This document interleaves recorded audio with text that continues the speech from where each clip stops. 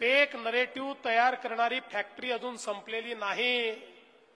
वेगवेगळ्या पद्धतीनं ही फॅक्टरी काम करते। लोकसभेच्या आधी संविधानाचा विषय मांडून या फेक नरेटिव्ह फॅक्टरीने एक यश मिळवलं, पण त्यानंतर त्यांचं ते यश आपण हिरावून घेतलंय। पण आज वेगवेगळ्या पद्धतीनं हे लोक रोज नवीन फेक नरेटिव्ह तयार करतात।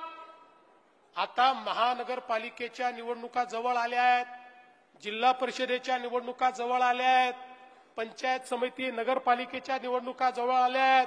आता आशिष शेलारजी पुन्हा एकदा भाषण सुरू होतील। महाराष्ट्रापासून मुंबईला तोडण्याचा कट सुरू झालेला आहे, अशा प्रकारची भाषणं आता पुन्हा ऐकायला मिळतील।